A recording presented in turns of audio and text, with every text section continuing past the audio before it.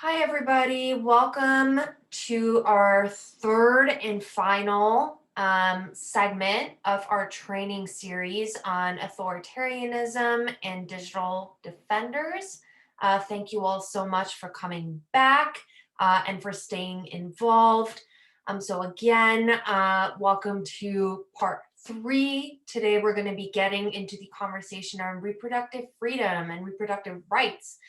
And on the flip side, reproductive control. How does it link to everything we've been discussing for the past 2 weeks together in terms of authoritarianism and the rise of the religious right?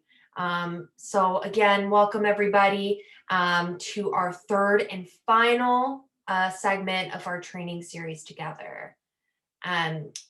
So I'm just going to give it another minute so folks get started, but just in terms of some housekeeping, I know a lot of you, the majority of you are actually on our Facebook group now, which is fantastic. And if you are, then you know that we shared some readings and resources, including some authored by Rabbi Danya, who will be one of our presenters today, in addition to some general readings and articles about how the fight for the fight against the religious right and for reproductive freedoms and dignity go hand in hand. So hopefully you got a chance to skim over some of those, and no worries if not, because we will be getting into them together. So I'm just going to go ahead and pass it over to Allison, who most of you know already because she is the one orchestrating everything on Facebook and sending you emails to remind you to be here to talk through what we have going on in terms of Zoom tricks and tips. So Allison, the floor is yours. Hi, everyone. So just a reminder, Zoom tricks and tips. You will be muted if potentially given access to speak. And for this specific training, the chat will only be on for Q&As and reporting back from breakout rooms. There will not be an open chat tonight, just so we can all focus and make sure that we are listening to our amazing speakers. In the bottom right corner, there's a little smiley face with a plus sign, and you can react to how things are making you feel. You can have a heart, you can clap, you can celebrate, and you can just let us know how you're doing with a thumbs up. Also, on the bottom right, there's a little button that says CC, and it says closed captions. You can click that for closed captions or message WM admin if you need captions, but only message WM admin if you need captions. All Great. right. Thank you so much, Allison. All right, so what are we up to today? We're actually going to be switching things up a little bit from this agenda just based on the amount of people here. But we are going to be doing 2 main things right off the jump. The first is that we're going to be doing some practicing of writing responses, which we started last time, but didn't get a chance to wrap up. And then we'll be actually going into breakout rooms after that and talking about this topic. What is reproductive freedom? What does it mean to you? And what connection do you think the religious right and reproductive control have? So we'll be asking you that question, asking you to talk about it in groups, come back and report out so we can all go into this invigorating panel with Cherise Scott and Rabbi Danya to learn a little bit more about their own experiences in this work as it is their arena of expertise. And then we'll go into questions and then do a little bit more practicing and wrap up. So what I wanted to start off with was a recap.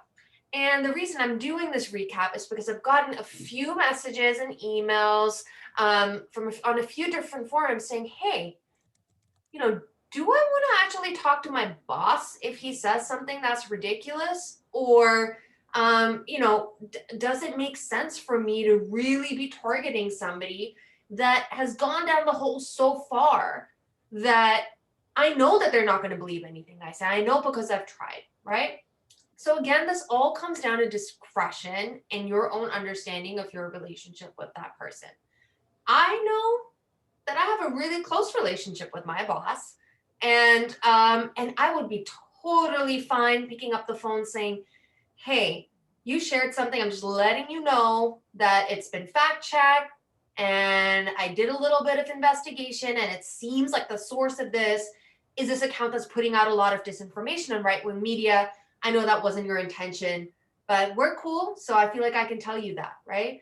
As opposed to some other type of setting, right? Where if you did actually say that to your boss, that might lead to some more serious consequences that you maybe don't want to go down the route of.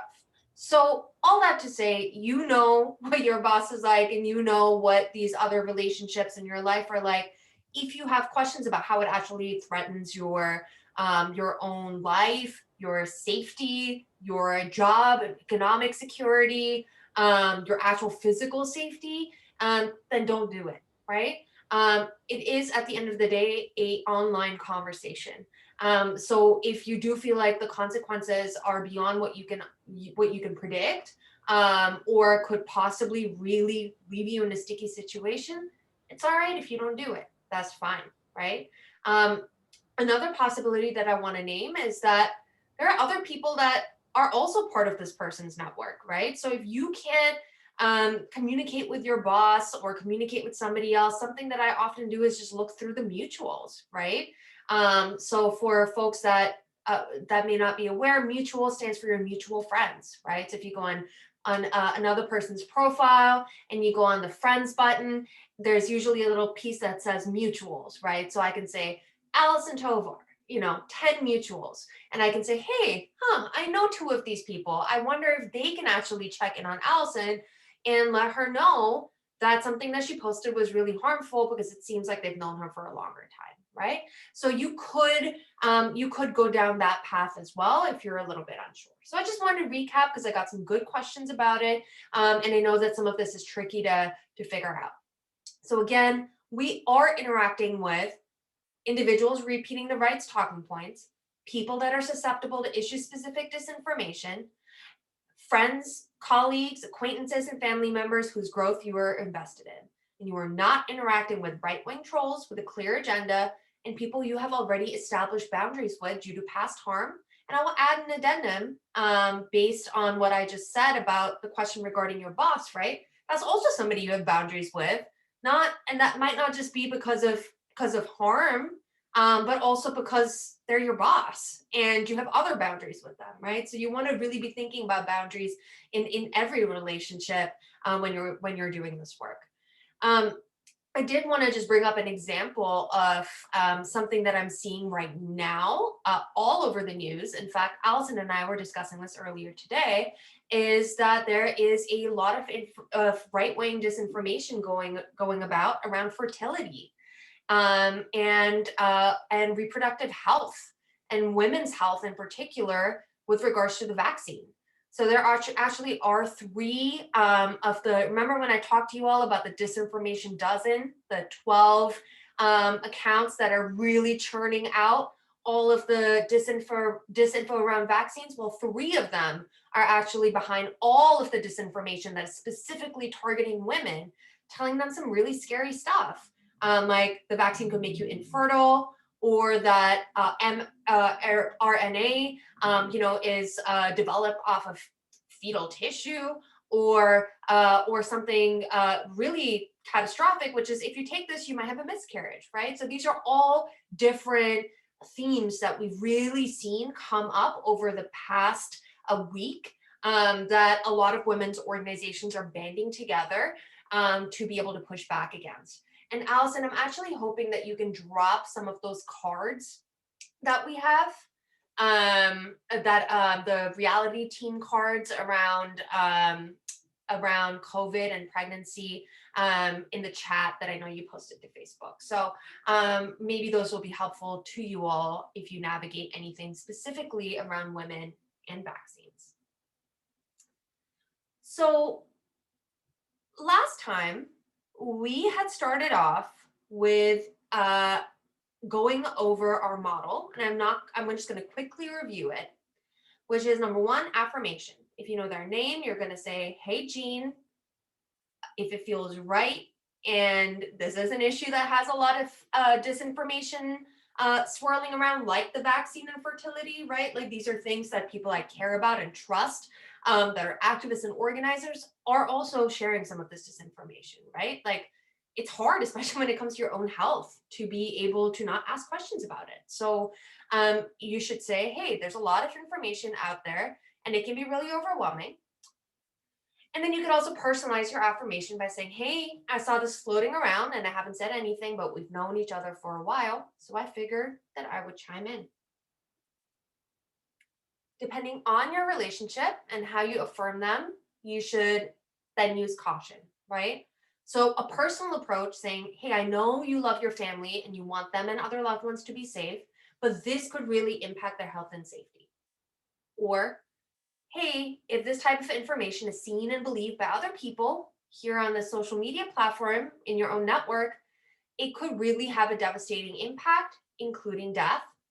And I assume that is not your intention, right? We talk a lot about intention and impact in a lot of spaces that I'm in. Is, hey, you might not have thought that what you were going to say was going to end up causing harm, but sometimes it does, right? So you could really use those words and lean into that in this approach as well, because we all are susceptible to doing something like that. And then the next one, again, is redirection and reframe, right? So here's what it would look like all together if somebody said, I have faith in God. I'm not going to get a vaccine. So like you, I have my faith in God and I still have faith in science. I know I turned to God many times this past year to give me strength to carry my family, my neighbors, and the world through this pandemic. And I also trust science, right? So you are redirecting and reframing with what you do know about the vaccine. It prevents hospitalization and death, and it's been proven to work. And then you, of course, wrap it up with some more of those values, right? As our lives and our bodies are a gift from God. And let's treat them as such and protect ourselves. So just wanted to re-up this because it's been about a week since we shared this model, in the hope that you all remember it and have been using it. And wanted us to take just one more minute to look through the checklist of some of the main tips that we want to keep in mind when we're doing this. So again, you're not repeating their disinformation, right? So if somebody says, yeah, I heard that vaccines make women infertile, you're not going to be writing back saying, oh, vaccines make women infertile? Let me tell you why that's wrong, right? Because that's all about repeating the same language that they're using, right? So even using the word infertile is really, really scary, right? It's scary for people that are going through a lot to have families, to be healthy, to get a lot in their life in order. Fertility is complicated, right? And it's also beyond giving birth. But all of that to say, you don't want to repeat it. There is no reason to. The second one is, again, identifying common values. What do we have in common? Hey, we both grew up somewhere similar. We both went to the same church. Maybe we went to the same school. Hey, I see from their profile picture you have a toddler, so do I, right? So what are the different values that you could allude to based on what you know about them? Using simple words that anybody can understand. If you're saying words that people have to look up, or one of my least favorite things is when people try to correct others' grammar or punctuation, right? Those are all things and those are all approaches that are not helpful, right? That doesn't make somebody feel like they're being heard. That makes them feel like they're being lectured to. And then lastly, know that even if they don't respond, somebody else is seeing your comment, which is why we have a lot of sections in our manual that are proactive, right? So this is just a statement that could be standalone. And if you don't want to put a statement, you could just put a graphic, right? Even 5 people seeing that or 3 people sharing it, right? You don't have to be a network genius or mathematician to know what the exponential effect of you sharing something that shared 2 more times, that shared 2 more times after that has. It's hard to quantify, but it could reach somebody who you don't know, whose life it really, really could change. So again, when in doubt, just be proactive about it. So what I'd love for us to do is to actually tackle one of the prompts that we started talking about for our last training. So if you all remember, what did we discuss with Brian McLaren and Michael Vasquez? Some of the key themes were, hey, this is us versus them.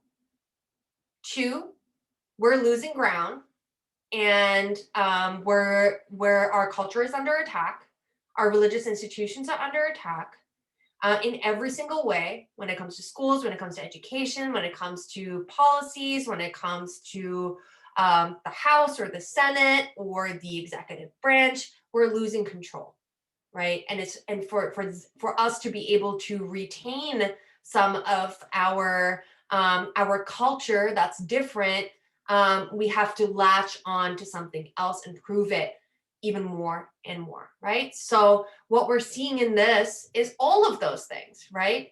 That there's an attack, literally. This is an actual quote, by the way, from a Time magazine article about the rise of the religious right. So this is something somebody actually said. It was not Gina, but it was somebody. So number one, the church is under siege. So there's an actual attack or a war happening. There is a hostile culture that is so broad that sets up an us versus them. Number 3, this idea about legal attack from a vague body of liberals, right? Anybody that could be associated with liberalism. And then some really clear references, right, to adoption agencies, to this notion of we have to retain the family unit, in a way that is Christian. And not doing so will compromise our conscience. Talking about tax exemption, so talking about money, right? And talking about sexual ethics and controlling bodies, saying, hey, all of this is out of control. And now they're trying to get us to pick and choose what we're okay having our kids learn, right? So there's a lot of fear in this statement and a lot of different themes that we discussed.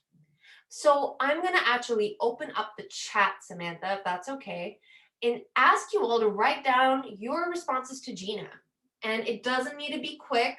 I'm going to give you like 2 to 3 minutes to write it down and put it in the chat. So again, you want to be writing down what you would say to Gina's comment right here, using the model that we discussed. Affirmation, caution, and redirection. I'll be honest, it's hard to figure out how I would affirm Gina, but remember the tips and tricks, right? You could even affirm her by saying her name, or you could affirm her by saying, hey, yeah, it's pretty scary, how much is moving in the world of policy and legislation. Or, hey, I know that it can be hard to watch things change, right? So it could be a lot of different forms of affirmation that you could use. So let's see what people have to say. And don't be shy, because there is no right or wrong answer. We're really looking for your best guesses, your best attempts. Hi, Margaret. So yeah, take a few minutes, but if somebody brave wants to start by putting their answer in the chat, I think that'll get everybody going.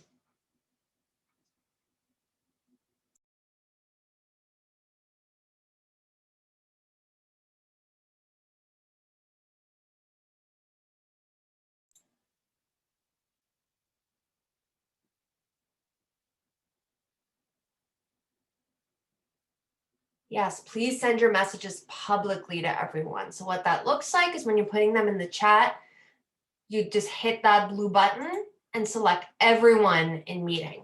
And that way we can all see it and all benefit from your work.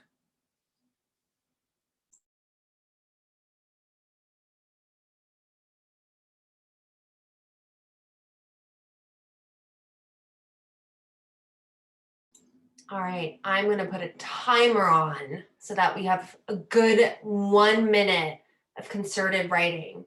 And I see some people scribbling, which is fantastic. So I'm going to put a timer on and I will call time in exactly a minute. Catherine, kicking us off. Hi there, Gina. So Catherine knows Gina. Hi there, Gina. Long time no see. I miss you. I wonder if you have noticed how pro-life the Recovery Act is. Help for pregnant women, help for newborns, help for little kids. Now women can imagine maybe keeping that baby, and this is Democrats who passed this act. I think this is a very pro-life act and wonder what you think. We can agree that pro-life requires a lot of help for mothers and children. So Catherine, I think that there's some things that are good about this. Number one, that you tied it back to help for little kids and even sort of like the possibility of having that choice, and also tying it to the Recovery Act. The only thing that I would say is using the same word that they're probably using, which is pro-life, right? Um, uh, as opposed, because that is, what a lot of people opposed to reproductive rights actually use. So you might want to say, I don't know, how beneficial towards mothers, or something like that, so that you're not repeating that algorithm. But other than that, I think that's fantastic. So from Ellen. Hi, Gina, how are you? Life in America has certainly gotten complicated. I'm Catholic and have to admit it makes me really uncomfortable when churches become involved with politics and government policies. I think freedom means that everyone should be free to believe different things. What do you think about the separation of church and state? Do you think this makes sense in a democracy where so many people follow different religions? Ellen, that is really, really lovely. I love that you, brought up that you are Catholic, affirmed by saying, hey, it's certainly gotten complicated. And I'm going to keep that one in my back pocket because I think that's a good affirmation. And then saying, yep, everyone should be free to believe different things. And do you think it makes sense in a democracy where so many people follow different religions? I'm glad you brought it back to pluralism.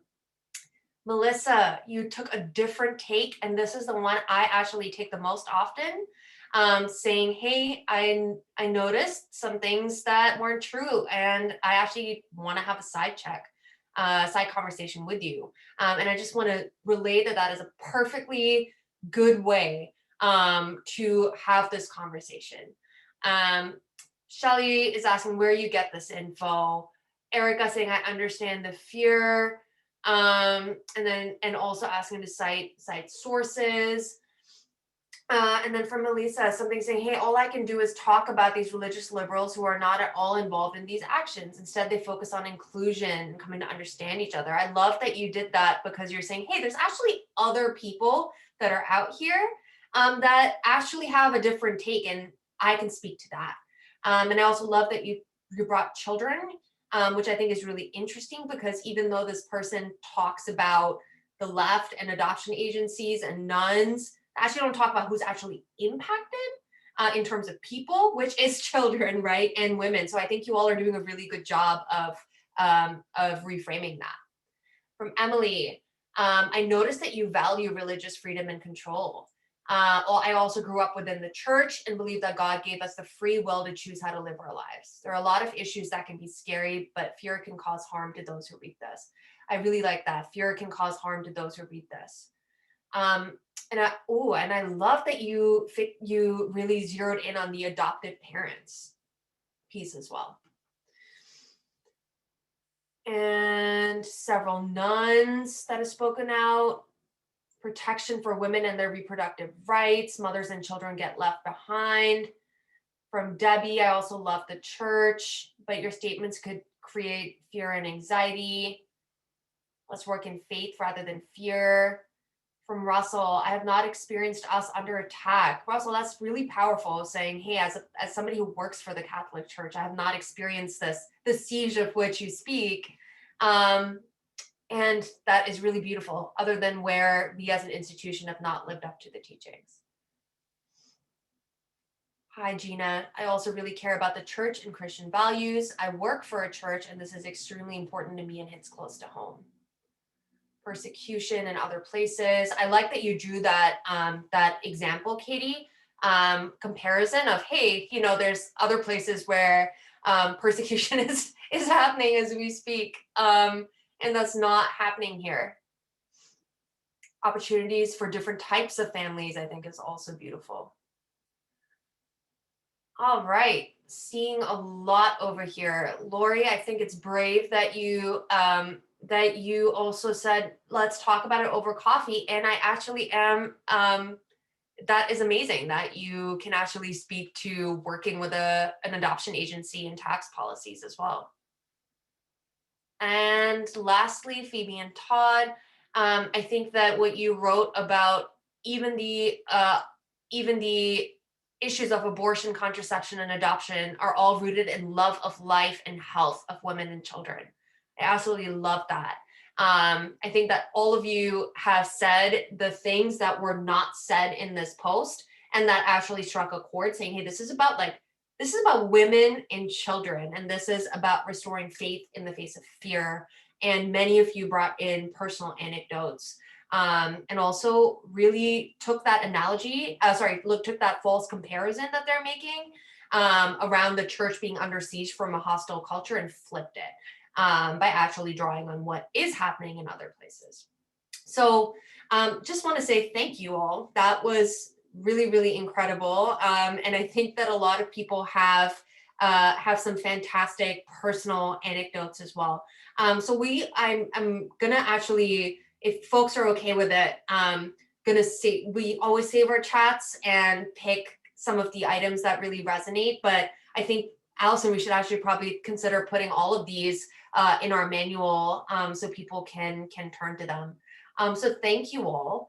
So I'm not going to do a second prompt because this one was really, really fantastic. But what we are going to do is actually go into breakout rooms. So Samantha, I'll let you know when to open them. But for now, I'm just going to give people a little bit of a precursor as to what we're discussing. So as you all know, the rest of our conversation is about reproductive freedom. And actually, I feel like there's some really good conversation happening in the chat. When we're talking about the livelihood of women and children, like some of you started doing that reframing in the context of reproductive freedom already. So I think we're getting prepped for this piece of the conversation. So I just wanted to read out the definition of reproductive freedom that we use, which is, we do not accept, this is from the Women's Agenda, which was created and disseminated by the Women's March about 2 years ago. So we do not accept any federal, state, or local rollbacks, cuts, or restrictions on our ability to access quality reproductive health care services, birth control, HIV/AIDS care and prevention, or medically accurate sexuality education. This means open access to safe, legal, affordable abortion and birth control for all people, regardless of income, location, or education. We understand that we can only have reproductive justice when people have the ability to control their own bodies, their sexuality, their gender, their work, and their reproduction. To that end, all people, regardless of income, race, ethnicity, immigration status, gender identity, sexual orientation, age, and disability, must have access, not just the right to reproductive health care. So I wanted to start this off because when we're talking about what we will be discussing, when we head into our panel discussion in just a few, will be exactly this, and how it actually does link to the rise of the religious right, and what is it that people, what is it that people say, from the religious right to organize organize for and advocate for restrictive policies on all of these fronts. What we are going to do is actually break into some groups for just a little bit. And don't worry, you don't have to write this down right away because we will also send it to you. But hoping that you can all and think about this question. What are the ways that you see people using religious values to restrict reproductive freedoms?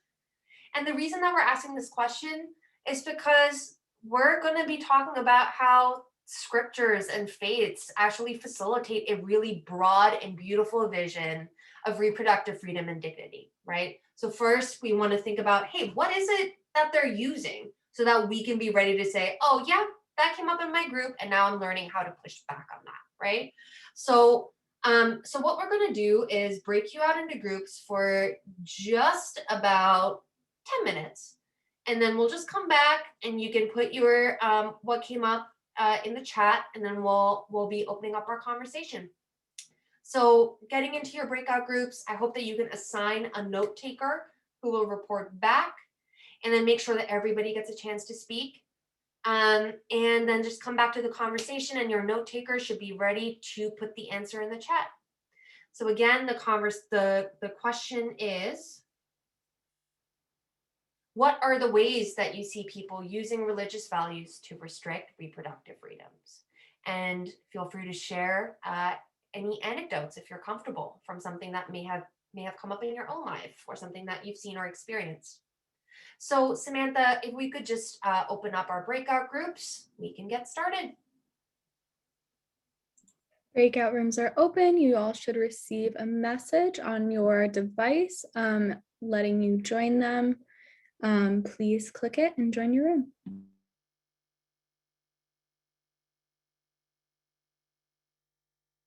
Awesome. I see Charisse here. Danya should be here too.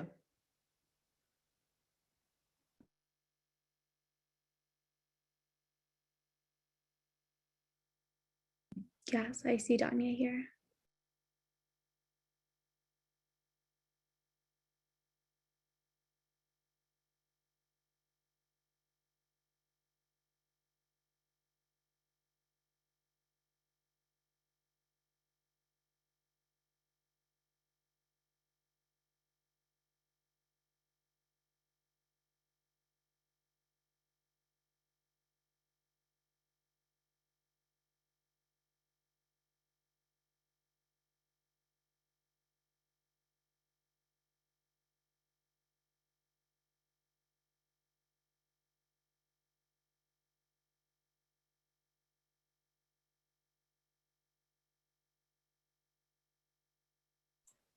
Samantha, how are the breakouts going? Just waiting for a few people to. Everyone that has entered should be able to join the room. I cannot make them. Yeah. So I would recommend clicking that button and going ahead and joining. I can resend it for some of the ones who haven't yet. Thank you.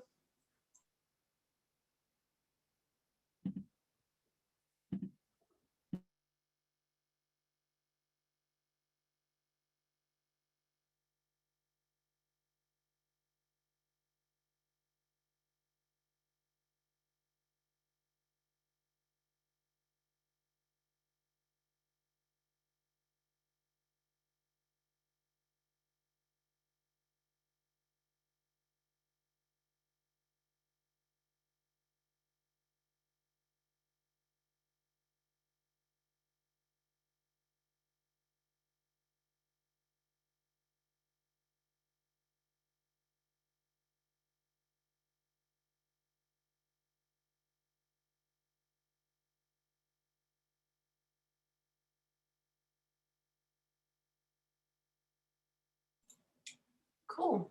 So I'm just going to let people hang out in the breakout rooms for about 5 minutes, and then have them just put what came up in the chat. And Melvin, after that, I will turn it to you, okay?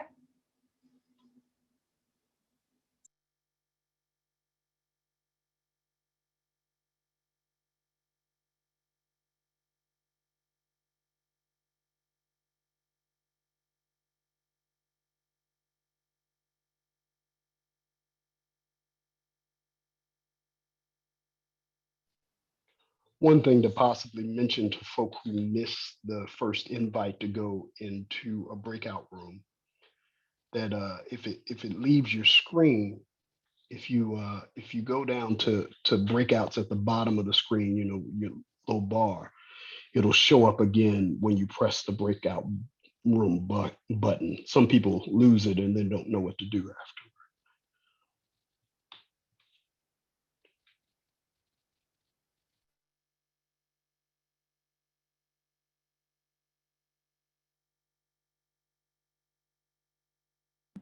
And I am continuing to resend them. So if you're just joining or missed the first one, feel free to click the one that's being sent to you now.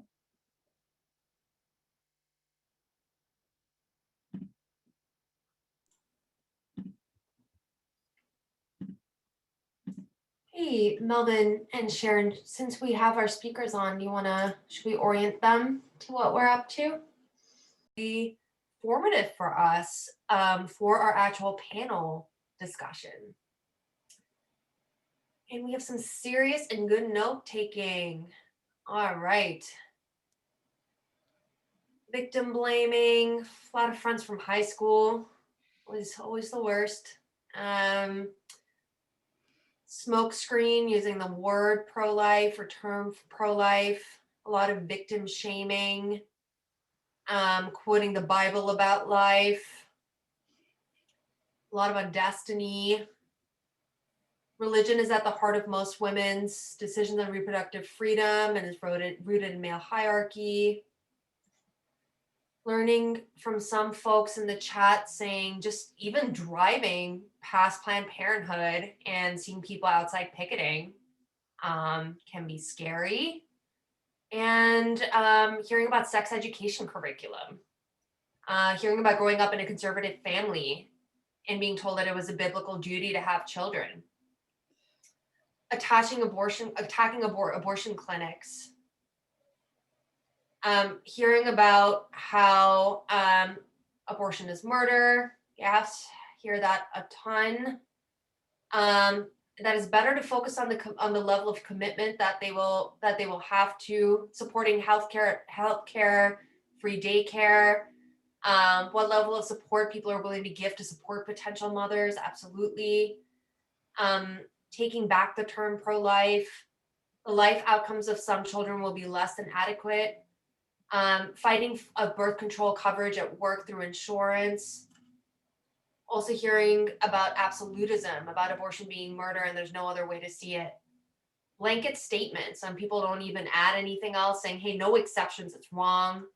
It's all about men's control of women's bodies. There's not a lot of depth to their discussion. Hearing about people putting crosses up in front of church to represent number of abortions. And that's interesting because I live in a neighborhood where my church has crosses in front of theirs right down the block, but it's actually around children that have been killed by gun violence. So it's like really interesting to see that, that's taken in a different direction. Catherine mentioned a book, Jesus and John Wayne. Catherine, I think you mentioned that last time as well, around helping grasp the history of the evangelical anti-choice movement and what lies behind it. You said you didn't know the half of it. And then also seeing a lot around late term abortion as a common sort of fallback for those discussions. Toby said so much is church related and being Jewish makes it difficult to relate. Saying that older people are the ones who tend to hold on to religion. Scare tactics. Generalizing that people use it as birth control. And then from Jessica, seeing that people have such visceral reactions to the topic of reproductive freedom that it's really hard to actually even talk about it. People have always had abortions, and the conversation is about access to safe, healthy reproductive health care. And people making decisions on this topic aren't people who would have these choices to make. All right, so I just wanted to read out some of the things that I was seeing because I feel as though everybody has different anecdotes or approaches. There are definitely some common themes and keywords that I'm seeing from across the board, but also a lot of connection back to the topics that we have been talking, especially in terms of masculinity and authoritarianism and Christian nationalism, and how it all ties together, both in terms of attitudes, but also policies.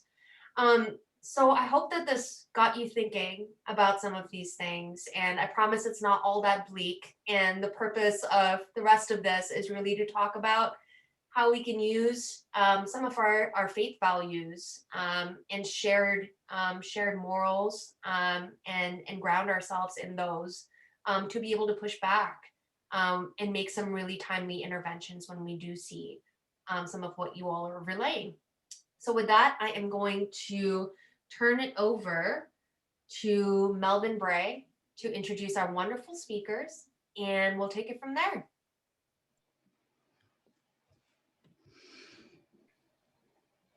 Good evening, everyone.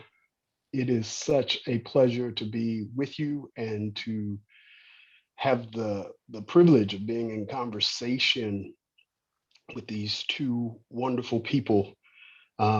I would like to introduce to you Sharice Scott, who is the founder and CEO of Sister Reach in Memphis, Tennessee, but doing reproductive justice work all through the South and making contributions nationally, even globally.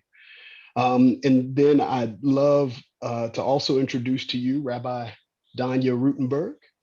She is, as I said, a rabbi, an author, an educator, in fact, a scholar in residence with the National Council of Jewish Women.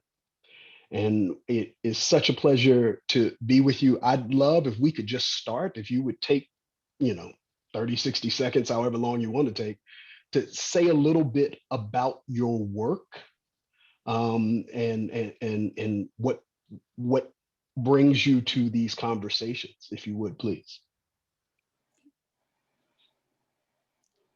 Want to go first? I'm happy to start. Well, I'm really excited to be here representing Memphis, Tennessee, representing Southern Black people, representing reproductive justice and advocates around this country who are dedicated to forwarding work that centers our human rights.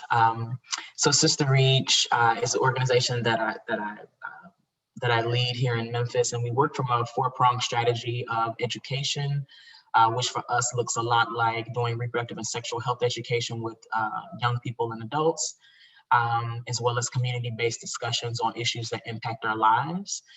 Policy and advocacy work is a part of that four-pronged strategy, and we're doing a combination of voter engagement, Hill visits, bringing folks to the Hill to speak with their legislators, folks who wouldn't normally get an opportunity.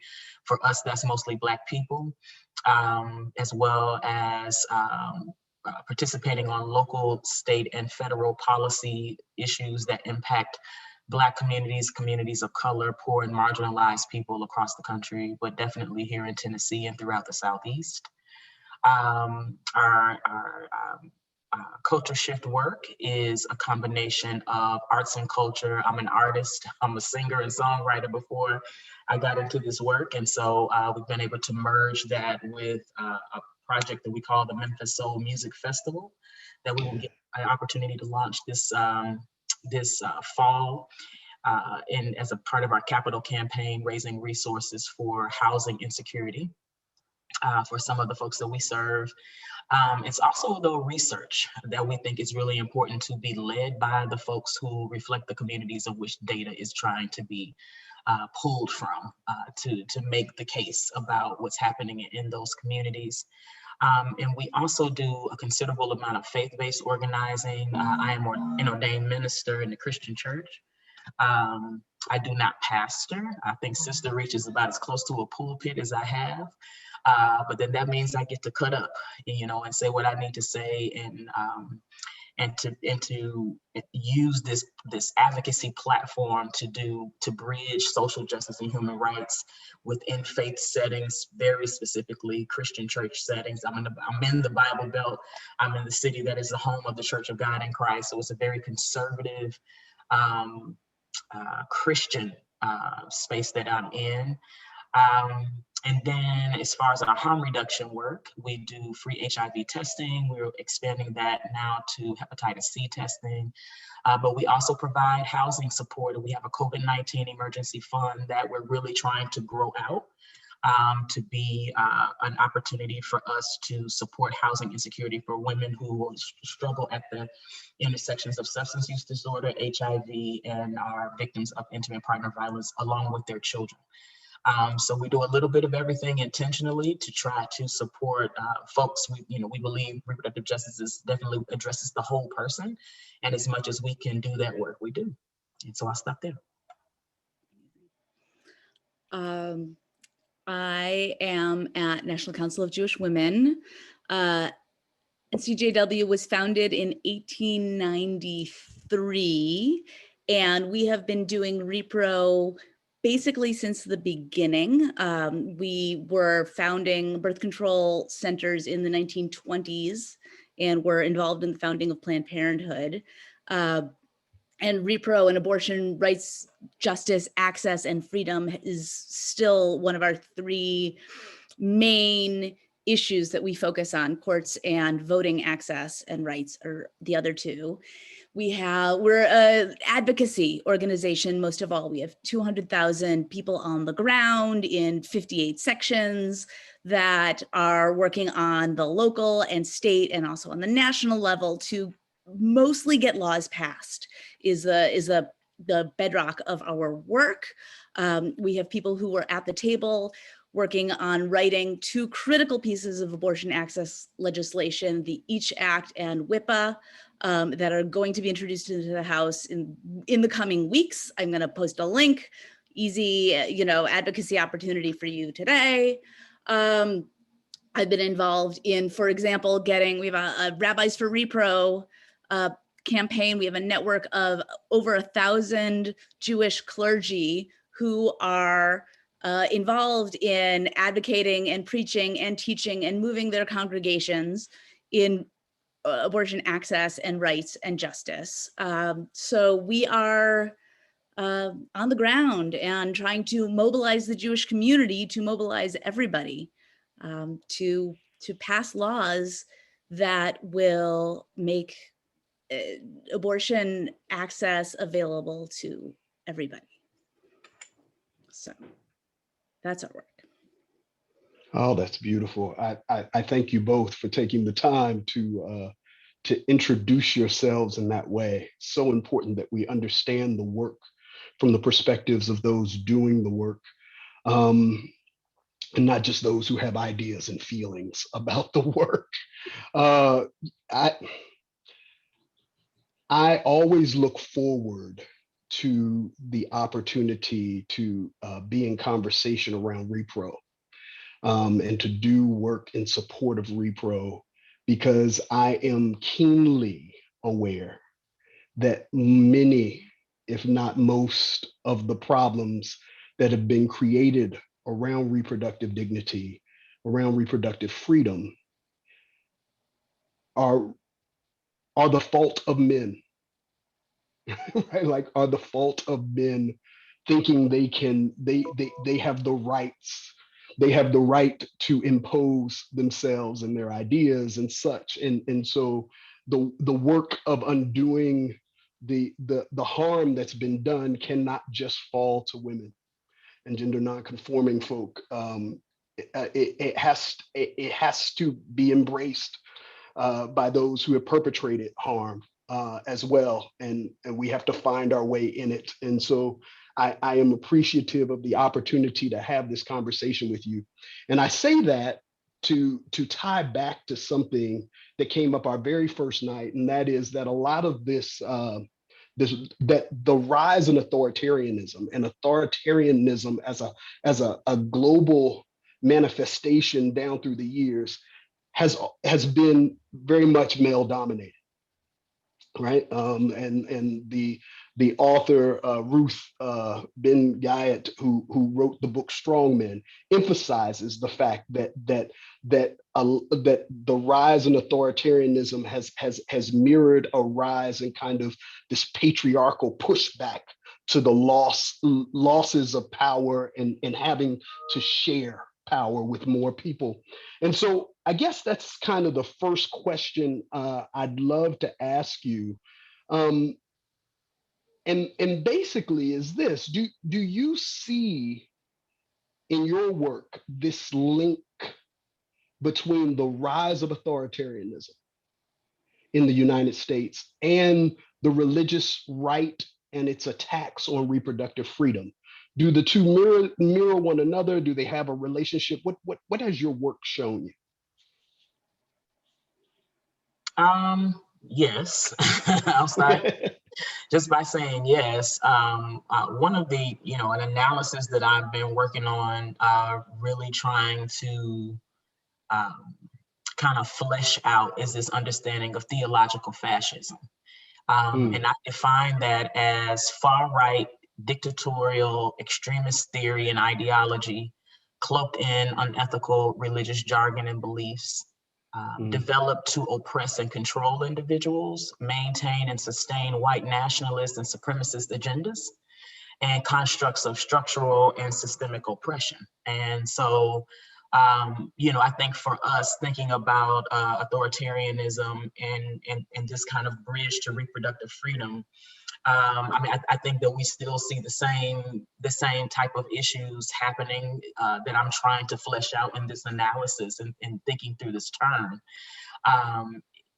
Some of the ways that we definitely see, we are, of course, a supermajority Republican state, as is much of the South, and and that the folks who run our states are mostly male, they are mostly white, and they identify as Christian. So when I think about authoritarianism kind of at the intersection of religion, it just keeps bringing me back to this kind of concept of theological fascism, and this, and just this kind of groundswell of political power that makes unilateral decisions despite the needs or the understandings, the belief systems, the values of all of their constituents. And so, here we are in a state that mandates abstinence-based education, but people of color are dying from HIV, are contracting syphilis at higher rates. We should not be, at a conversation about syphilis again, but we are, right? We are seeing Tennessee is a pipeline for human trafficking, because of the thoroughfare of I-40 and how far that takes you throughout the country. We are in a place that, even in this legislative session, the Bible has been, somebody has tried to push the Bible as the state book, right? Also want to force young people to do the Pledge of Allegiance in schools, though we have young people with various belief systems. And at this point, Black children who have absolutely no trust in the political system or criminal justice system that centers themselves. And so, so absolutely, I think that there are, very real ties, and I think that we see examples in public policy. We see examples in respectability politics. We see, these examples even in the Black church, the Black Christian church, that is, that continues to use this type of way, these unilateral decision-making bodies, even so much so as we see a rise in queer theologians and seminarians have not necessarily being able to find a denominational home to be clergy, to be ordained, even if they are trying to use their ordination to help folks who are same-gender loving become married. So there's just this constant clash of our ability to not only have reproductive freedom, but just human rights access. And that, when we're thinking about those who are in control, we've got to think about this kind of maintaining of a particular race, a particular class of people's ability to move about freely, and everyone else needing to fall in line with with what they believe is the most righteous way of living, or the most civilized way of being, though creating situations, environmental issues, health issues, economic issues that continue to keep folks who are struggling on the bottom, and folks who are not on the top, right? So so those are some thoughts that come to my mind. Sure. I Rabbi? think there's also a really important historical data point Mm. about the about how abortion in particular became such a key issue on the right. And it's about white supremacy. Yeah. It was a 1970 Supreme Court ruling that stripped private schools that were segregating of having tax exempt status. So basically, racist schools lost a Supreme Court battle. That's and right. So white evangelicals lost school segregation once and for all in 1970. And they said, okay, this is no longer going to be a galvanizing fight for us. We just lost this battle. What are we going to do? And there is a famous phone call. This is known. It's been studied. It's been recorded. You can Google. It's findable.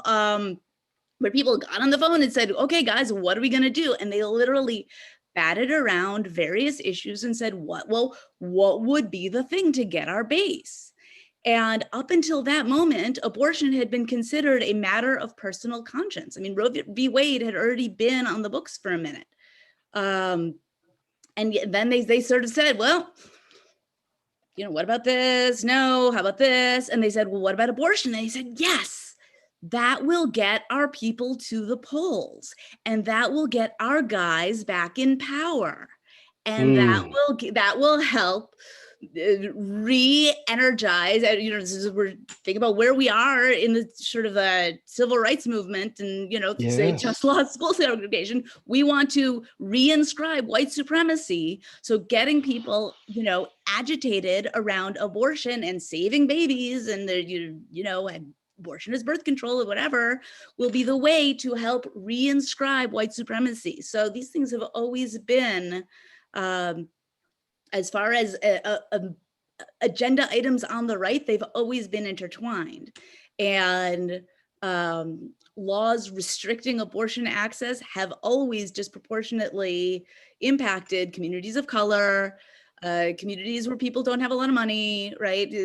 Youth, LGBTQ folks, like people who are immigrants, right? People who are most marginalized in our communities, they, by design, have most hurt people who, for example, can't take 3 days off of work to deal with waiting periods, right? It's not, it's meant to harm you, right? If you can't do that, then you're the one who's hurt, and you're the one who might not be able to have abortion access.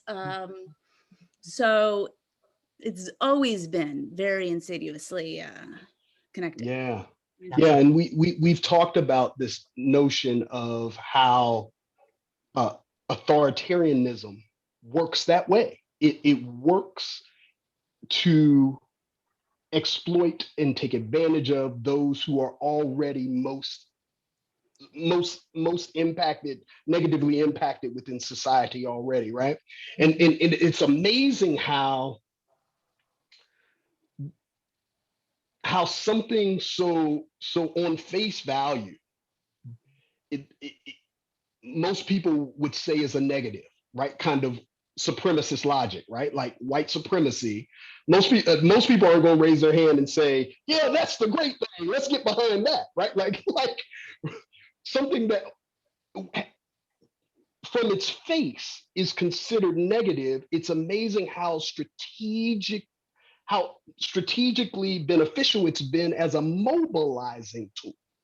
Right. And I'd love, since you already went there, I'd love to invite you to go, both of you, to go a little deeper, the role that white supremacy and other forms of supremacist logic may have played in upholding reproductive control, restricting reproductive freedom, and limiting the choices one has for whether and how to parent?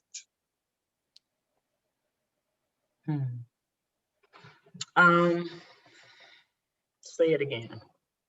Yeah, I was just like how have those who have this kind of authoritarian impulse used supremacist logic, effectively use supremacist logic to actually mobilize their people against the rights of others related to how they want to parent and whether they want to parent and so on and so forth?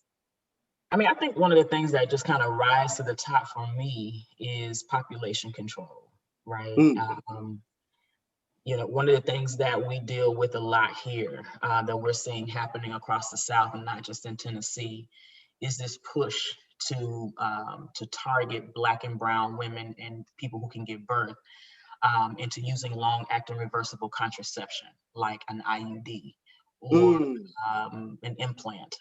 You know, and even if it's something as simple as maybe not so long-term like Depo-Provera that only lasts for 3 months, then that's still 3 months that you get to control whether or not a person can become pregnant, right? I think that's, you know, that is a thing that I think in trying to, something that some information that I read here recently that I used for a presentation was data being collected that by 2030, white people would be a minority in the country. And that we've really got to think about what it means to folks who want to reduce the amount of children that Black and brown people have in order to preserve,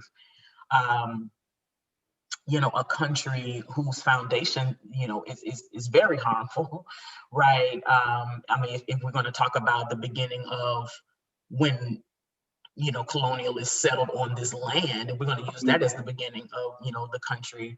But, you know, the fear that I imagine that folks who believe that sharing space, that the you know, multiple births among Black and brown populations would then some kind of way mean that, you know, there would not be, you know, equality, but in some cases, domination by people of color, that the very thing that has been done would be done. So, you know, I definitely think about population control, and then, you know, trying to use this kind of issue, you know, constantly throwing Planned Parenthood in the conversation around, you know, its foundations with Margaret Sanger, when Planned Parenthood started as a birth control, you know, organization, not an abortion-centered organization. But okay, but even in that, you know, not using this particular thing to even divide the Black community, right? To use it as an issue to divide us. I mean, definitely as Black women in the South, in the Bible Belt, talking about abortion access and rights has put us not just in the crosshairs of white evangelicals, but Black people. Right. And what it has meant to, you know, the ways in which we've had to have a real conversation about self-determination, bodily autonomy, and the fact that Planned Parenthood is not getting us pregnant. You know, but also to be very, you know, to still look at the ways that these systems of power and control, these structures of oppression, are many times the thing that perpetuates not only high pregnancy rates, but, you know, high under economic development, high unemployment rates that cause fathers, Black fathers, not to be able to take care of their children. And then that perpetuates child support and being in the, you know, caught in the fray of the criminal justice system because you cannot pay your child support. So, you know, so I definitely had to think about, you know, population control as a piece that rises up for me. You know, and I have my own kind of theories, because it seems like every time the country needs more labor, all of a sudden, all of the birth control doesn't work, and we need new birth control. And as soon as, you know, and as soon as we kind of reach these heights where we got enough people to labor, and labor meaning, you know, in the newest plantation, which is through mass incarceration, then all of a sudden, now, you know, we need more birth control, and the birth control works again. So I don't know. So I've definitely thought about, you know, those pieces a lot. Yeah, yeah, yeah.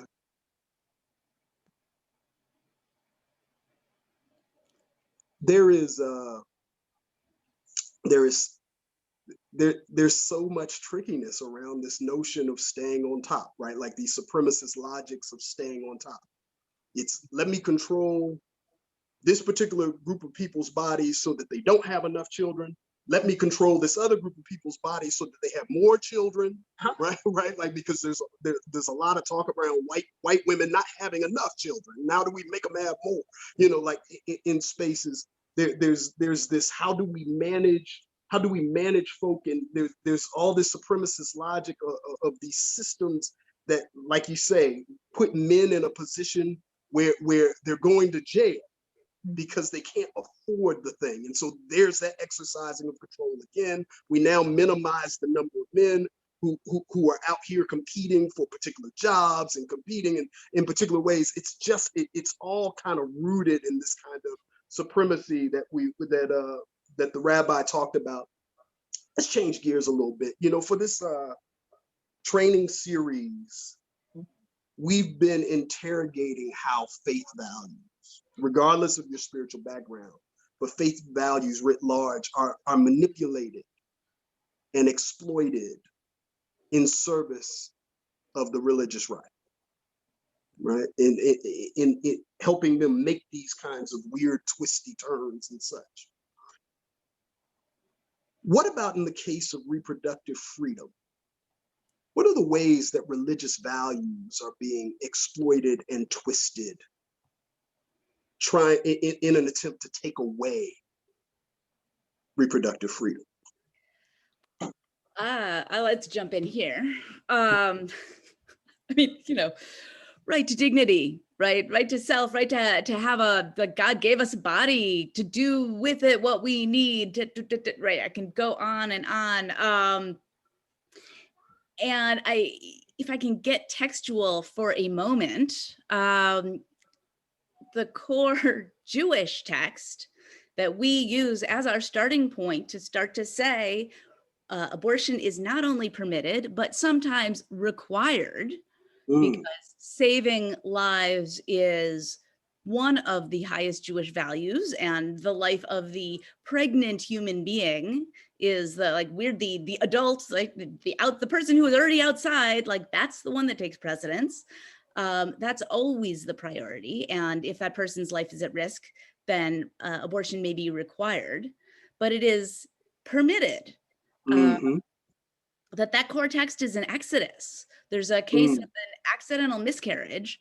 And I can get into the weeds if people want. But the bottom line is that there's this accidental miscarriage and it is not treated as manslaughter if it is only miscarriage. And if the pregnant person dies, it's treated as manslaughter. If it's just the fetus, it's treated as financial damages. And there is a mistranslation from the Hebrew into the Greek that causes this whole sort of Catholic, like Augustine goes into this whole thing about ensoulment because he's got the wrong translation. And I can go explain all of that, but that there are like theological implications that have like reverberations down to policy levels today. Yeah. And then we'll see people talking, citing this, and I'm like, that just says like the fetus doesn't have the status of personhood, you guys, it's okay. Like, and the rabbinic texts are like, look, it's part of her body. Fetus is a body part and you can do with it what you want. It's embodiment, you know, just do what you want.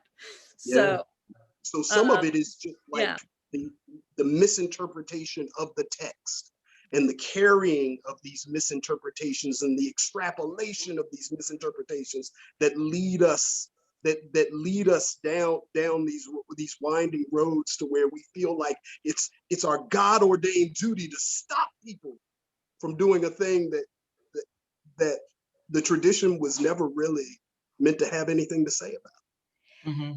And listen, you know, at least in Judaism, we are textual activists, right? We do not stone to death our rebellious children, right? And rabbis of the Talmud are like, you know, let's have a look at that case. And we come up with a fakakta way to interpret it so that we do not have to, you know, kill our teenagers when they talk back to us, because then we would have no teenagers, right? Like there are you're like, eye for an eye, that means you pay financial damages, right?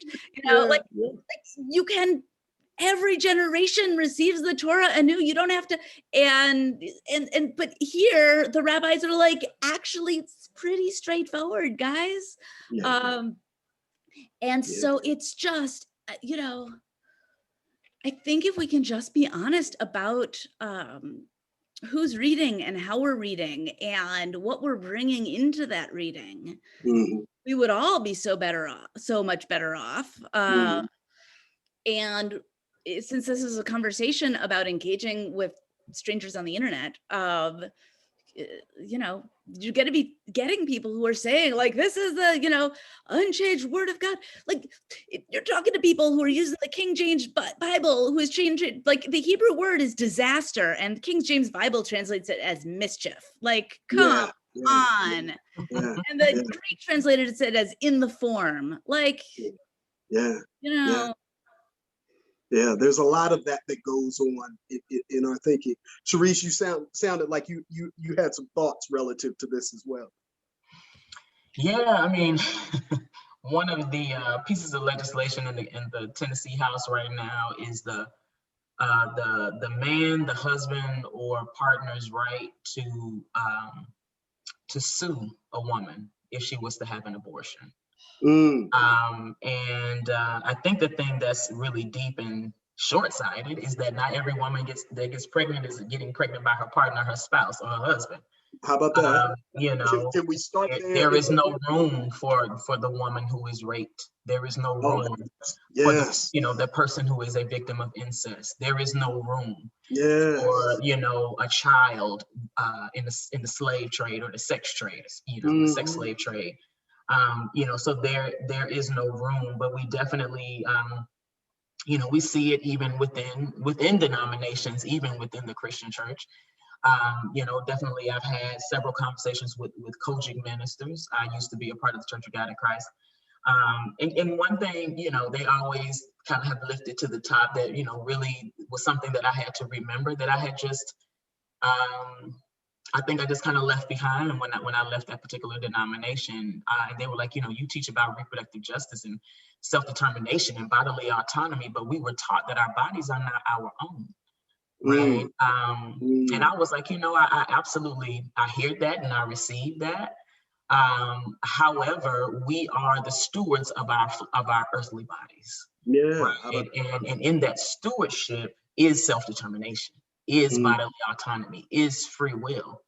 And that to teach otherwise is then to put my life, you know, and the ways in which I govern myself in the hands of another person who is still open to make a mistake, right?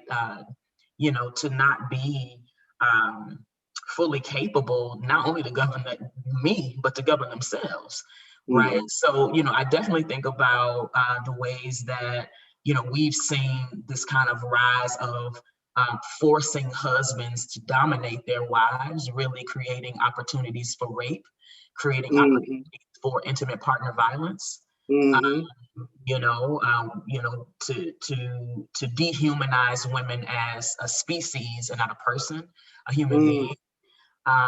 You know, and we definitely continue to push back on that and give, you know, these biblical examples, even Old Testament examples of, you know, how we've seen women fight back for, you know, for their bodily autonomy, for their self-determination, for their, you know, for their right to dignity without a man's or a leader or a king's authority over their lives, right? You know, but I think that at the end of the day, people don't necessarily want to go back and forth with us about a Bible. It really comes down to a sexist conversation. It comes down to misogyny. It comes down to you are the weaker vessel and you need to listen to what I have to say. You know, and that's not enough, right? I'm also, you know, among the gender identities, the only one given the God-given gift to bring life and or take, before it gets here. Right. So, I think about, the ways in which the divinity of the woman, right, the gift of being the life giver, has definitely been deprioritized for authoritarianism within our homes before we even get to any type of other conversation. The dynamic of mother and father, the dynamic of brother and sister, right, and how we see misogyny and patriarchy kind of rise to the top, even in our homes, right? The ways that we see, our female legislators be handled versus the ways that our male legislators are handled, and controlled in that way as well. So, I definitely see it, and by that same token, taking away authority and then still bringing shame when folks fall short of your short-sighted ability to let people live their lives and make decisions that are theirs to make. And not anyone's to police on their behalf. So and all that from misreadings of scripture, all of that from misappropriation of faith values, and using faith as a cudgel, using faith as a tool of manipulation, using faith as a means towards domination. It's an age-old story, but the shame is that it's still happening. And you bring up legislation. And we've been talking a lot about over these past few weeks about misinformation and the ways in which falsehoods and myths are often used to move people in particular ways. And I'm wondering, particularly as it relates to legislation, the legislation you see at the national level and at the local levels, are you seeing misinformation and falsehoods being marshaled against and for particular kinds of legislation? Are there a couple that you might mention, and what harm are you seeing this misinformation do? I think for one of the ones that I would love to bring to the conversation was the fetal assault law of 2014 to 2016 in Tennessee that incarcerated drug-using mothers, drug-using pregnant women, and took their children away. I think that one of the largest pieces that I hated to, that we worked really hard to undo, as far as this messaging was concerned, is that first, that babies were born, quote unquote, addicted to drugs, when scientifically that wasn't true. Right, that they were born exposed to drugs, but addicted is a different thing, right? I think the other thing is the use, drug abuse versus substance use disorder. Drug abuse just had a different type of connotation, right? And it also it helped to mobilize people around saving babies, and to be quite honest, some of the same ways that anti-abortion legislation was written is some of the same ways that this type of legislation around trying to reduce opioid usage has been written. Abuse, though, infers that somebody wants to remain sick, right? Or wants to, nobody wakes up one day and says, I want to use cocaine for the rest of my life. I want to be in a situation where I'm no longer, in control of my life, my family, working a job, getting up every day. Right. However, substance use disorder, introduces something different. It introduces a mental health issue. It introduces an emotional health issue, and it enters a behavioral health issue that we cannot ignore. But what it also makes space for is compassion. It makes space for mercy. Right. And so I think that, even thinking about, bridging it more to this reproductive freedom conversation is, calling women, calling Tennessee an abortion mill, right? Attacking Black women and calling, saying that we are committing acts of genocide because we are having abortions without taking any responsibility for why Black women terminate our pregnancies at the rate that we do, right? Or any responsibility of thinking through what it means for certain Black women to not bring a baby into a world that will be over-policed, undereducated, underemployed, you know, and potentially killed, right? Yeah. You know, Crying out for their on mom. social media, crying out for their moms, you know? You know, so that, you know, these are some of those, some of the things that, you know, have risen to the top for us, some of the legislation that we've seen. But even gateway education by teaching comprehensive sex education to young people who have some of the highest growing rates of sexually transmitted infections are in the South, our youth of color, right? You know, and are having to, again, lifting and, you know, bringing my queer youth into the center, many times getting kicked out of their homes because of their parents' religious understandings about homosexuality. Many times having to sell their bodies, become sex workers to live, to eat, to have shelter, right? So, you know, the calling, you know, comprehensive education, gateway education, as if knowledge doesn't then mean that it will be power, but that knowledge means that it's going to be a license to have sex, or in this case, you know, for folks who are crafting it, to fornicate, you know, when that, you know, isn't necessarily the situation at all, and statistically that it doesn't make sense.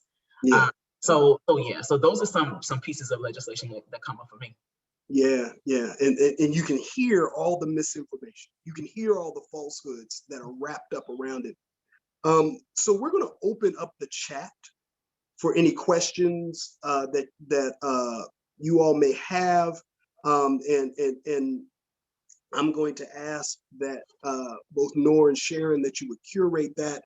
And while those questions may go into are going into the chat, Rabbi Danya, let me give you this question to kind of round out our time together. You know, as you know, our focus in the series is to equip people with skills to be able to confront disinformation and misinformation from the right, and particularly online. So I wanted to ask, what role do you think the internet has played and is playing in efforts to control others' reproductive freedom? How do you see the internet coming into play and opportunities for us to perhaps intervene on the internet? I mean, I don't think we can talk about this. I mean, I imagine, I haven't been part of these whole series, but have you gone back to like Gamergate and the use of, you know, sort of anti-woman swarming from there? You know, there's a whole history of using, you know, sort of swarming as a technique, and intimidation, and getting people to shut up, and it is very effective in making people afraid and getting people to delete and getting people to stop. And I've experienced it myself as somebody who is on the Twitters in particular, and people work really hard to, you know, both you know, do the sea lion thing of trying to just suck people's life force and forcing them to explain and you know, sort of engage their time, and but what about, and also in intimidating and bullying people into silence, until they lock their accounts, until they go away, until they don't want to deal with it. And it's an effective tactic in making people shut up. So we need to not shut up.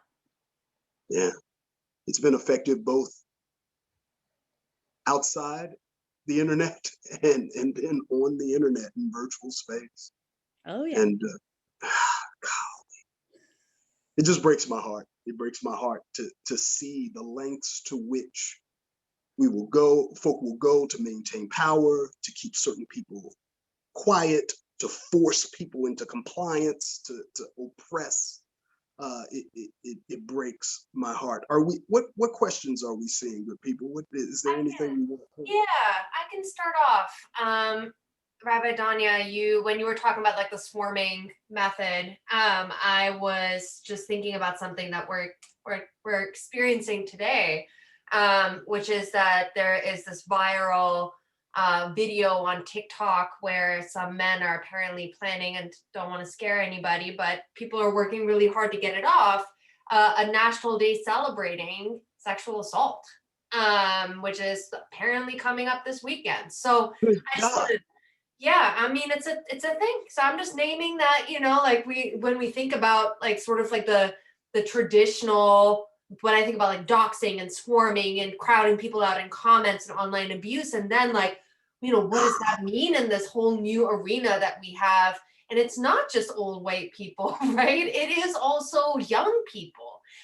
So I mean, I think there's just so much to think through in terms of what is within our realm and with our boundaries, but then also where we do lose control, and where now we're all trying to get in touch with TikTok, right, to get this taken off. So just wanted to note that that stream of continuity there. And one question that came up that actually struck me as well when you were talking about this, Cherise, was how can we address the issue of population explosion worldwide and the impact on our global environment and all the conversation around climate change, while also respecting concerns of population control, and the implications of furthering white supremacy and misogyny and all of that. Where's sort of like the nuance in that conversation? Yeah, so I'll start with that one. I think that first I really would like to get to the heart of, a very transparent conversation about why we think that we need to control the population. And it's not just any population, right? It's very clearly people of African descent, right? People of Hispanic or Latino descent. Right. And so I think that, there is where the first piece of the conversation begins for me. Why do we need to, to dominate or to control population across these very specific races of people, versus do we need to have a different type of conversation about family planning globally? Right. A different conversation about self-determination and, thinking through the economic impact of having a child that you cannot afford, what it means to have harsher penalties for sex offenders, who bear no responsibility and are nameless and faceless for the most part, with the children that they create. Right. So I do think that, we do need to be able to address population control, but not necessarily from the point of really needing to control how many babies are being born versus which babies are being born. And why is that so important to those who have this issue? Right. Because where you find population control, you find eugenics. And where you find eugenics, you find white people, right? And so that is something too, I think that needs to be, that really needs to be talked about as a race, trying to, to keep the globe, as white as possible. Right. Versus, as healthy as possible, as harmonious as possible. Right. One of the documentaries I just looked at last week and it blew my head off was Exterminate All the Groups. And if you've not seen this documentary, you really ought to check it out. The narrator and director is Raul Peck. He's also the creator of the I Am Not Your Negro documentary, really talking about the work of James Baldwin in his book. But he definitely he starts from the the beginning of time, over 200,000 years ago, unto this moment, right? And how we've seen these very intentional attacks to reduce the amount of not only Black and brown people, but people who are Jewish as well, you know, and how, you know, and I mean, even really talking about that, the ways in which Hitler has been demonized without taking responsibility that he got his playbook from Americans, okay, you know, and so so if you haven't, you know, seen Exterminate All the Brutes, I think that would be a, you know, definitely worth checking out. You know, I thought I would just sit and just kind of watch it over the week, but I could not let it go. It was so good, you know, it was really so good to kind of make, and it brings in, you know, this evangelical narrative that kind of entered into the conversation too. You know, it talks about the role of the Catholic Church. You know, it talks about authoritarianism. You know, and I think that it would be really great reading. But yeah, I mean, that's my answer to that question. That we're talking about, you know, we're talking about genocide of certain people, not all people. You know, controlling the population of certain people. So yeah. Yeah, thanks for that, and just want to add on that even when we talk about like who's you know, who the onus is on when we talk about consumerism and the lack of resources on this planet, it's, you know, on the United States. Yes. You know, it's the largest polluter, so there could be plenty to go around. So I think, you know, the question of structures and equity, you know, goes when we're talking about climate and the environment as well. Sharon. Yeah, there's a number of interesting, rich things happening. I kind of want to put out one from Russell and then add another piece that Catherine has spoken to. So Russell talks about, I've heard criticism of the Democratic Party for not continuing to use the phrase safe, legal, and rare, and would appreciate thoughts on that phrase and whether it is just to use it. It's just to use it. So that's one. It's like really getting into that safe, legal, and rare. And I think a lot of people are confused about how to understand and think about that. The other piece is we've talked a lot here around a kind of like the religious right and the work that they've done. And there has been, both Catherine raises this and others do as well, have done as well, this question around how, like, what are the ways in which those of us on the left may have gotten this wrong? What are the ways in which, like in Catherine's question, there's a piece around, you know, housewives feeling like that they're sort of dissed by pro-choice advocates and that they're not respected. So like, what are the ways in which we might have not been doing, where are we struggling in our language and the way in which we're speaking to people on the progressive side?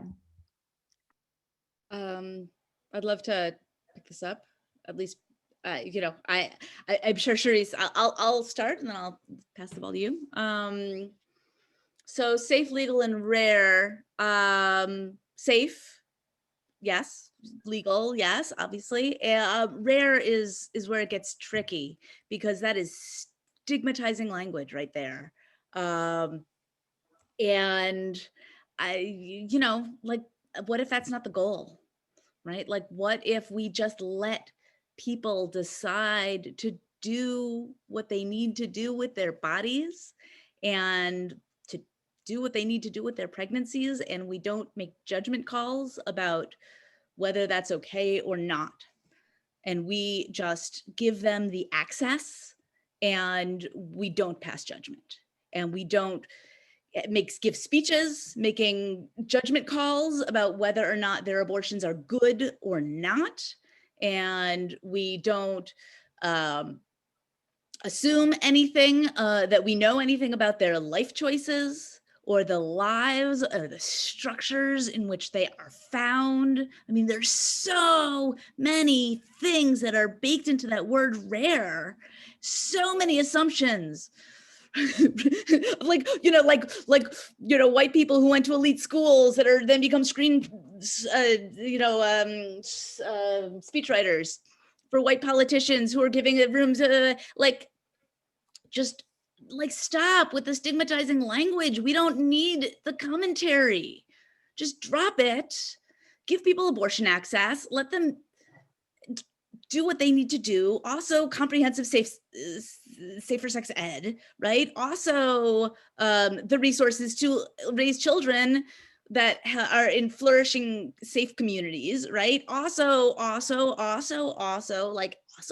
also, and then like let them live their lives. So that's the issue with rare, is that it's so stigmatizing, and it does not add any value to anyone's life.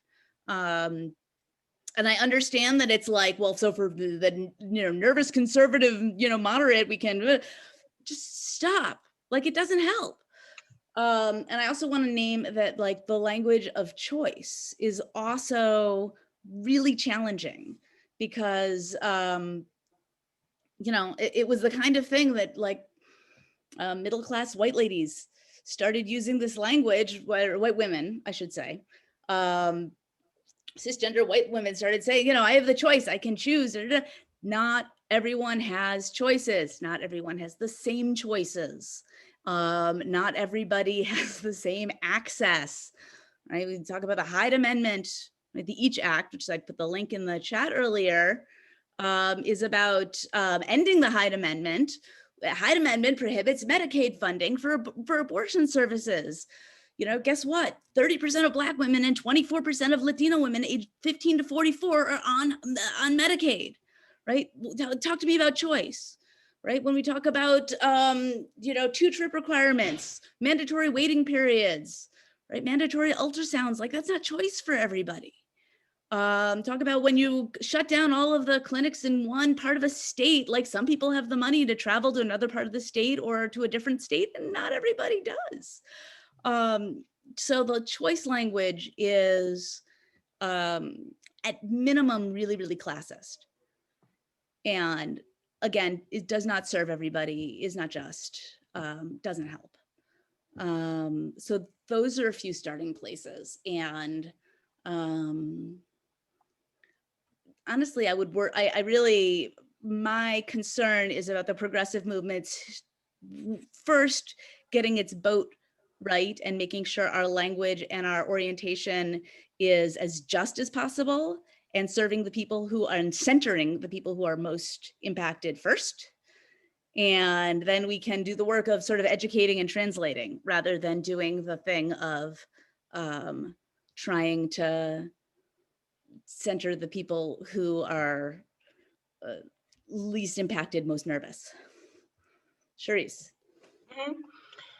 So I'm gonna start with Russell's comment first. I think that the safe, legal, and rare messaging that really did come out of the reproductive rights movement to really support messaging of the Democratic Party, it just kind of fell on its head when anti-choice folks started putting out the statistics of the amounts of abortions that were being had and to whom were having them, right? Or the races of folks who were having them. And so I think that some of that language has shifted to talk about, that a person's ability to have an abortion is between them, their God, and their family, which, for us is still a little dicey because not everybody consults any type of religious figurehead for the decisions that they make about their bodies. For many women, an abortion is not a religious decision. And these are even people who are religious, so I think that more than anything, and I also think when it comes down to trying to use that particular phrase online, that just opens up the floodgates of trolling, right? And folks hurling statistics at you and you getting caught, really in the fray of the ways that folks troll. I think they have trolling down to a science, and before you know it, I mean, I find myself sometimes I want to say something, I just start shaking, and I'm like, you know what? I'm too emotional to answer this question right now. I'm not in a space, but what I will say is that this body belongs to me, right? And the ways in which I govern it are that's my gift. That's my God-given authority. That's my human right. and that it may not work for you, right? That, you know, that folks are having abortions, but it doesn't, you know, but this isn't about you, you know, trying to figure out the ways that we recenter women. So I just, you know, I can't say that I got the quick messaging comeback, you know, but I don't know that I would use rare. It's safe and it's legal. Absolutely. Is it rare? I mean, it just depends on, you know, the stats and, you know, what's relative to people's understanding of what is and is not a lot of abortions, right? So I would just be mindful of the rare, you know, but it's safe, it's legal, and I would say it's necessary for so many people who have to have them, especially people who are victims of rape and incest, who are, you know, who are held hostage by their abusive partners and keep them pregnant to hold them in relationships, you know, though they are not safe from, you know, from physical violence and harm. You know, I would maybe pivot in that way. And I think that definitely media training on these types of things to be digital defenders is imperative. Something that we were taught in our media training that I got through Center for American Progress is it really doesn't matter what you're asked, you just give the answer that you want to give. Right. And so if you have your, you know, your firm answer, and if your firm answer always leans to, you know, the ways in which women and folks who give birth are harmed and oftentimes need abortions in order to, you know, to mitigate that harm, then, you know, to save their lives, to keep their mental health and wellness intact, you know, then I think that that's a good place that's a really good place to start. And then to you, Catherine, I really appreciate you bringing this up. And I think that this is a really important conversation that is still an internal conversation within the reproductive health, rights, and justice movements, because they are not one, they are three. You know, and that reproductive justice is the space where women who want to have babies can have that space, right? That it does not just center on the political pieces, the legal pieces of preserving the ability to have an abortion, but that it also, you know, talks about it celebrates folks who want to not only be mamas, right, but that you know is something that is for many wives, you know, something that they aspire to be of value to the family and to keep the bloodline going, to keep the lineage of their family going. When I think about, you know, maybe even one of the reasons why the evangelical strategy has been so helpful is that even Black nationalists, right, you know, definitely in the 60s and the 70s, you know, definitely civil rights post Dr. King being murdered, and, you know, and even pulling, you know, the kind of narratives about Planned Parenthood and just abortion in and of itself. I mean, even in Raoul Peck's Exterminate All the Brutes, he mentions Planned Parenthood, right? Because for many folks of color, abortion has been a tool to reduce Black and brown people on earth. And then for, you know, and so then you know, even if that is not the agenda that I understand is for history, right? However, especially, and then also let's enter into the conversation, the Great Migration and Black families having babies without any education on how to plan families. Right, and going to a Margaret Sanger and begging a Margaret Sanger to make sure that Black women had access to birth control so that we could control the amount of our families and how rapidly we were getting pregnant. But that's not conversation that anti-choice folks want to lift up, right? But that is the reality of Black women's lives in this country. That is the history that we have, but we also have a very rich history in trying to build nations, right? In trying to build our communities, and that the wife's role, the woman's role, and for many of us, whether it, you know, whatever religious belief that we may have, you know, that a way to not necessarily build power, but to build, you know, healthy legacy, has been to become pregnant and to have children. And that I think that where we've really maybe steered off, you know, so many times, and we've kind of isolated people from the discussion, is that we've not centered having children with the same fervor that we have centered terminating our pregnancies, right? And that this is where I think that the reproductive justice framework, really rises to the top here, because it centers the pieces around a quality of life before and during and after the ability to give birth or to parent. A quality of life is the piece that we need to really be centered on, because for many people who have abortions, they have them because they have no quality of life, right? They have them because they don't have a good job. They have them because they don't have education, right? They have them because they won't be able to go on maternity leave. They won't be allowed to breastfeed, right? They are high risk pregnancies anyway. So there's so many things, I think, so many opportunities. This is also a piece of the conversation where I think men can be involved, right? To really, to lift up the beauty of the fact that many of us want to build our families, but we don't have a quality of life in order to do that. That there is, the environment in which we live is toxic, right? Whether it kills us through health, whether it kills us through education, whether it kills us through, the criminal justice system, the juvenile justice system, the school to prison pipeline.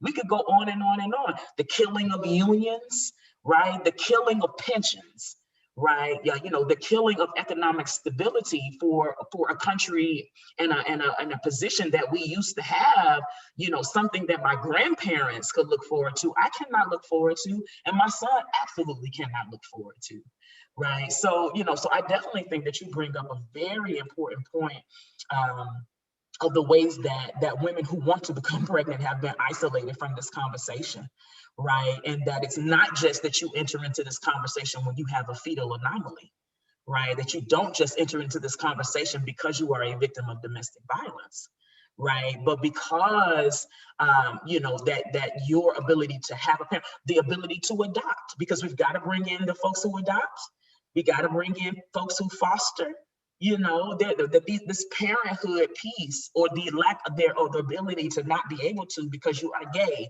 because because you got a record, but but you're taking care of your family and you losing custody, or because you get HIV if you're in Mississippi and they take your children away because you got HIV.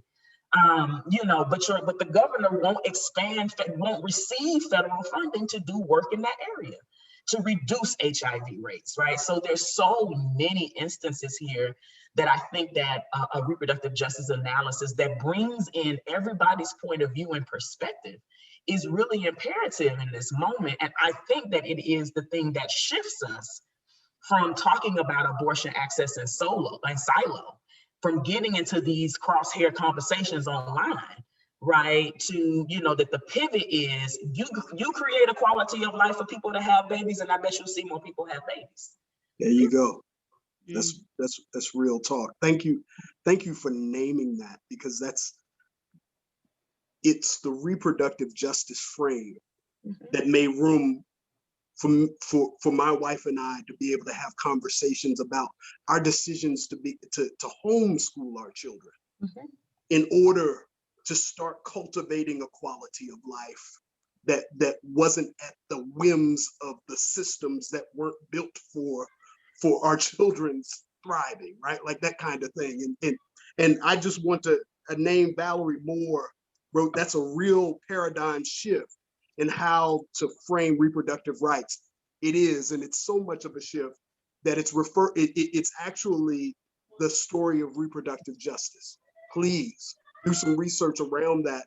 And Sharice, if you have the link to that interactive timeline that I've seen from you all, it might be worth throwing into the chat as well. I believe there's one more question from Nora.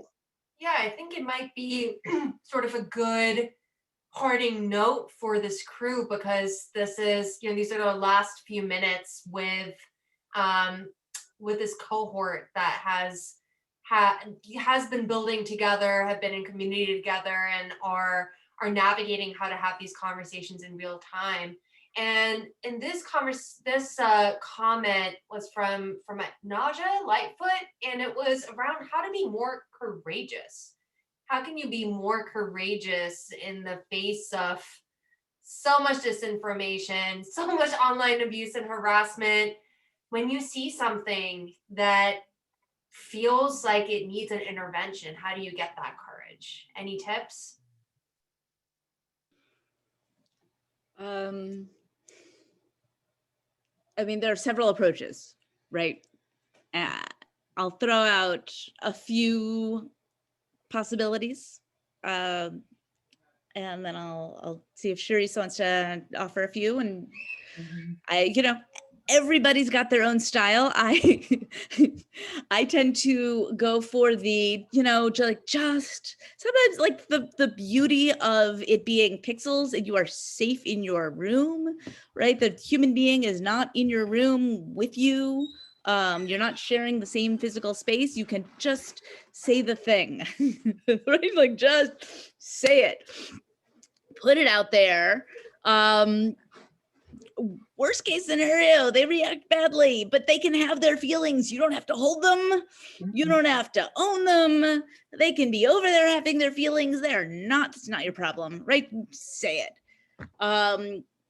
If that feels too intimidating, you can start with the baby steps.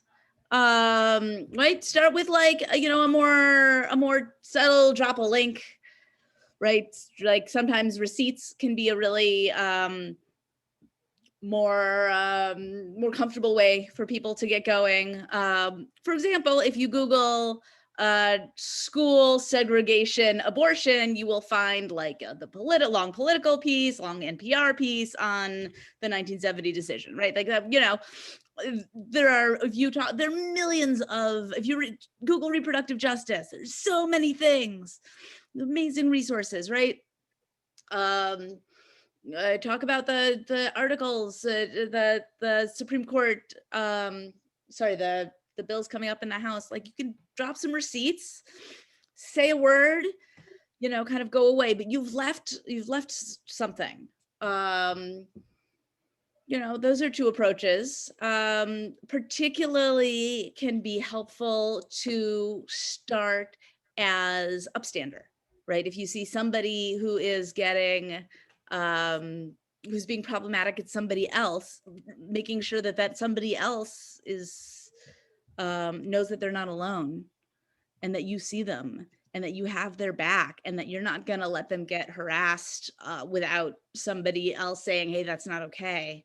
Like that can be a really good place to start and to use your voice, because you know that you're having an impact. You're not necessarily going to convince the problematic person, but you are going to have somebody else is going to be breathing easier because you spoke up, right? And that can be a way to totally transform somebody else's day. And a third person is going to, any which way, if you're not doing it because you're going to transform somebody who's hurling authoritarian abuse, right? You're not doing it for them. You're doing it for all of the other people who are watching. You're doing it for the person you're responding to, right? And so if one of the things that helps you to be brave and say the thing or share the information or whatever it is that there are a lot of people who need to see what you have to say. They need to read your words.